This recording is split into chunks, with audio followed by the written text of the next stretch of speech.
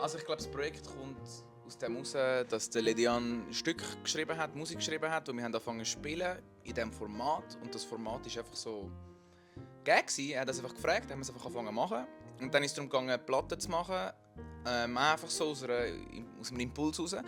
Und dann haben wir eigentlich für die CD angefangen, die Musik, die Stücke auf eine gewisse Art arrangieren und auf eine gewisse Art zu instrumentieren und zu spielen. Und so ist eigentlich die Musik entstanden. Es hat eigentlich vorher keinen Blueprint für irgendetwas gegeben. Es ist in einem kollektiven Prozess entstanden.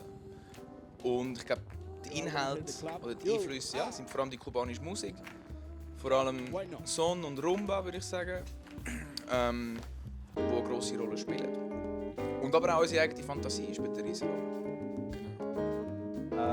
Para mí, lo más interesante en la música que hacemos es que es espontánea y que la idea principal es abierto y se trata de expresar la manera en que cada uno de nosotros y la relación que cada uno de nosotros tiene con la música. No hay pretensiones de recrear algo en una caja, sino que es como ver con los elementos y el background cultural que tiene cada uno de los elementos que se están juntando y la experiencia musical que cada uno de nosotros tenemos, ¿qué podemos crear?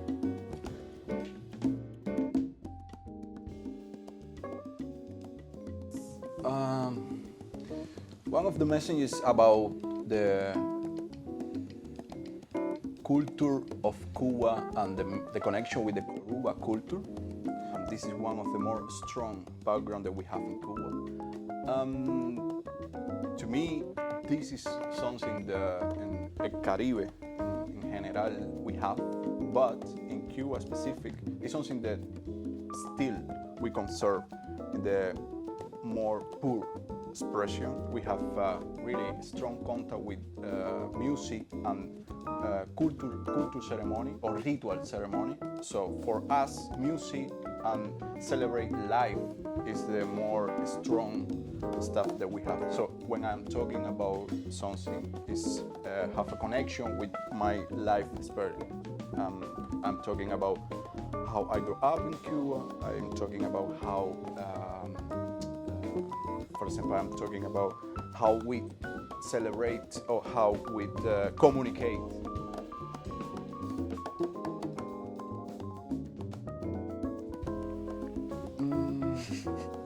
So I think, to me, like composer, I always try to write music for the musician that I am playing. No, but I bring some old composition that I have.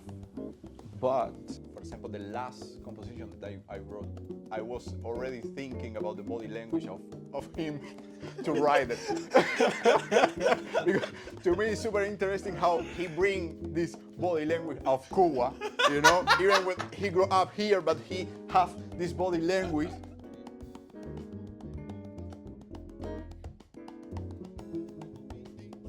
We are more like collective, but I think I am the conspirador. So I have more time. So I bring the first step, and then they develop this.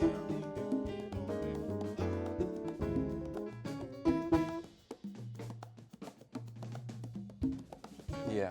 So I grew up in Cuba. I have a strong connection with my family and everything, but then I moved to Europe, and then when I was here in Europe, I was studying classical music, jazz music, contemporary music. So I am a mix. I'm not only Cuban guy. So I think that I have connection with somebody that have this kind of flexibility when he play, and at the same time have the quality to have respect for the background, no? And I think this is something that I like from Coco. He has this strong and deep connection with the Cuban religion. Nelson brings some information from Costa Rica, and Leandro is one of the guys that he grew up here in Switzerland, but he has a love from the Cuban background and from the Cuban music. So I think this equalizes the music, you know. I think that's the quality of this group, that it's even though I think the music is pretty much Cuban, like in the rhythmic way, still it doesn't sound like. So I think like because what Coco does, what Ledian does, what Nelson does, in the end it's Cuban rhythmic cells, I think, but still it doesn't sound the same. Just mainly because of the instrumentation and because of the compositions. But this is really the thing that makes it sound so fresh, also for us.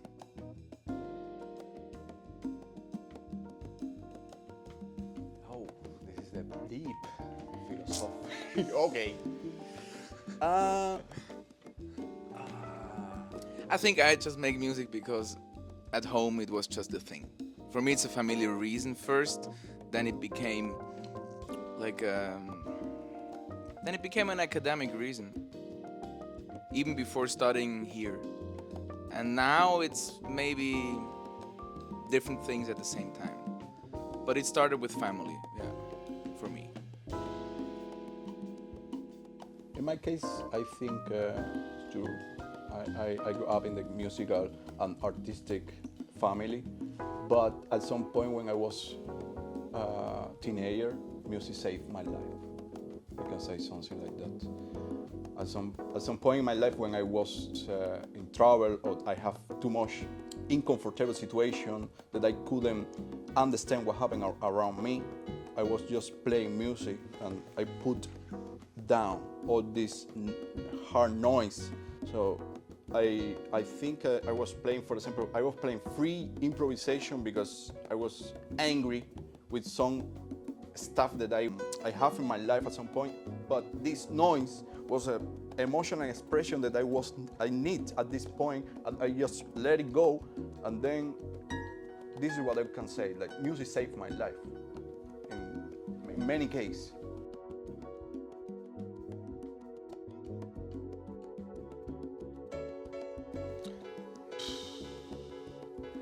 I think the only advice from my side would be to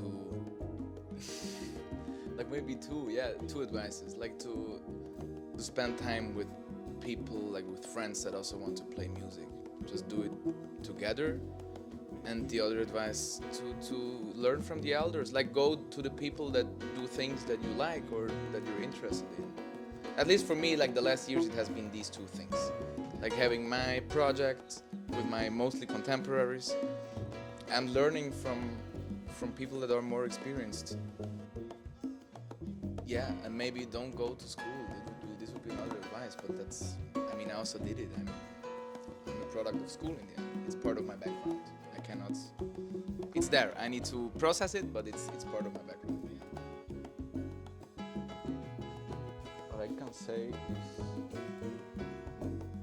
I agree with you, but what I can say is like, something that we don't learn when we are in the academic is that music is not something individual.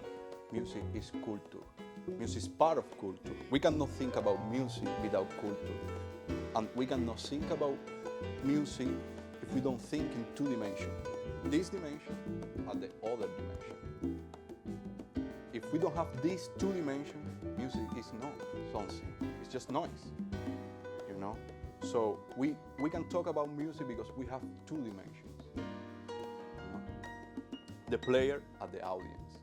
So what I can say is like from people that they are at the school, we need to think what happened when we are learning music, but we don't think about what is the emotional reaction that this music have and what is the impact that this music have in people. I cannot make sterile music. I cannot make music just with music. I need to live. I need to have my life experience and then bring this life experience to music. You know?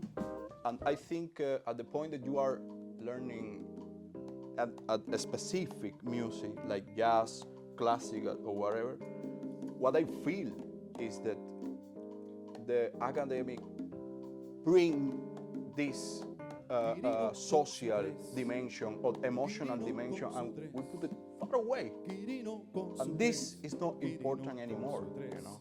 And I think this is the big problem because it's everything about information, it's everything about stuff in top of stuff and people playing in top of people. But what I love is create community. What I love is have this quality, this beautiful quality that music have, to have a connection with the present. And because the music have this connection with the present, people wanna listen more at the concert, and they start to say, because we give this connection with the present. You know what I'm saying? And this is what I think that when we are playing from the intellectual approach, we forget about the emotion. We forget about have connection with people. We forget about, you know. And music is not about be correct or be wrong, or it's not about that. It's about beauty. And I want to bring this beauty from here. You know, this is the more important thing to me. Sometimes I say, nobody come to me after one concert. I say, beautiful flight night that you play. Oh, you touch my hair with this flight night that you play. When in your life you will have this situation? Oh, this Lydia, Miss Lydia. Oh, so beautiful. When? Please, let me know when. You know what I say?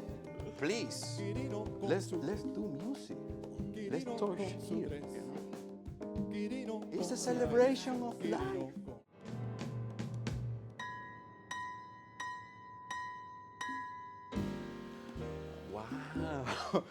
Wow. Well, I think I need to talk in Spanish if I want to talk about that.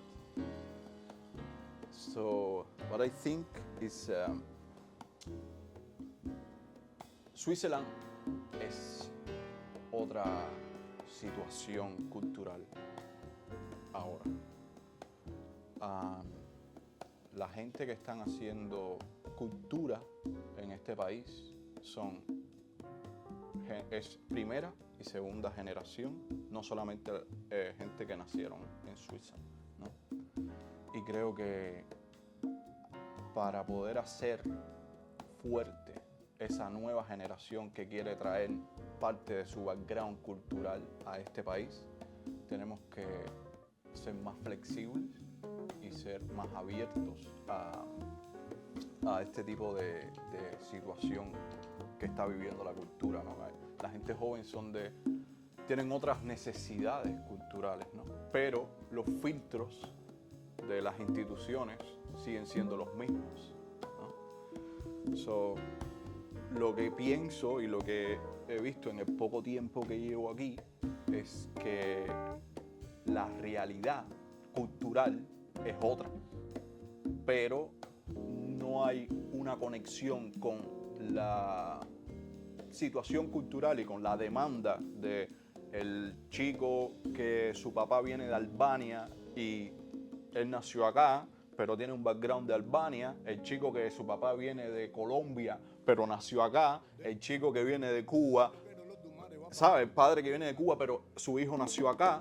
Ese tipo de situación que en casa, como soy de primera generación, en mi casa yo comía arroz con frijoles y en mi casa oía salsa, pero en la calle mi expresión de salsa y de mi expresión cultural no se ve o no está permitida, no es flexible, no es parte de la realidad, ¿no? Y yo creo que esto es la cosa que está pasando, ¿no? Que es como la tolerancia hacia diferentes manifestaciones artísticas, hay que todavía lucharla. Creo que va a formar parte de una generación, ¿no? Que vamos a tener como que decir, no, espérate, esta parte está bien, pero hay otras cosas, hay otros colores, ¿no? Hay otra gama de... Creo que pasa un poco esto, pero creo que es una situación generalizada en Europa, ¿no? El europeocentrismo o el neocolonialismo, o como se quiera ver, ¿no? Esta historia, ¿no? Pero claro, creo que también no se puede hablar de cultura sin hablar de política. Y hay gente con más poder que nosotros que somos ciudadanos de a pie, que les interesa mantener como este foco y esta mentalidad para... Es un poco eso lo que pasa, creo. Ja, ich glaube einfach, ich kann nur für meine Generation sprechen und ergänzen das, was er gesagt hat und auf meine Art, nämlich, dass ich glaube, dass wir einfach in unserer Generation müssen, uns zutrauen, etwas zu ändern können. Sagt das auf einem Level von Kuration, von Organisation, sei es auch wirklich in der Musik, die wir machen. Auf all diesen Levels und uns das zutrauen, weil alle anderen Orte, wo wir denen wir irgendwie nachsehen oder wo uns irgendwie gefallen, machen, dann passiert halt einfach genau das. Und das kann da genauso passieren und es gibt wenige Orte, wo es so viele Ressourcen gibt, so insgesamt wie da. Wir haben einfach auch innerhalb von unserer so diasporischen Mix, whatever, Community einfach zu wenig Motivation und zu wenig Feuer und sind einfach genauso langweilig wie die eine Hälfte von unseren Eltern. Und ich glaube, das müssen wir einfach irgendwie ändern. So. Und uns auch vor allem durchmischen mit den anderen Generationen. Das finde ich auch wichtig. Das ist ja auch das Projekt. Also ich bin ja der Einzige in dieser Band, der da geboren ist. Und ja, ich glaube, wir müssen mutig führen und versuchen, Visionen zu entwickeln und die Visionen glauben. Auch wenn du rausgehst, hast du das Gefühl, bist du irgendwie crazy. Aber alles funktioniert, glaube ich, irgendwie so. Darum, ja, und ich finde auch jetzt, um den Kreis zu schliessen, blöd gesagt, das, was ihr macht, ist ja genau das. Ist genau das. Auf dem Kurations-Organisationslevel. But you know, it's beautiful that we have this initiative like this one, because it's like you try to bring here different stuff, and this is what we need. Yeah, exactly. It's because music is not only this project. We are part of this big ecosystem, you know. But we need to create the ecosystem.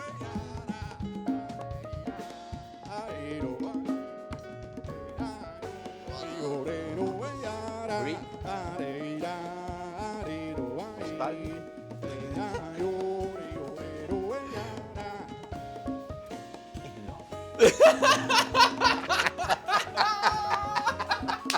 Te lo puse difícil ahora tú. No, ya está bien, ya lo dejamos ahí. Ya lo dejamos ahí.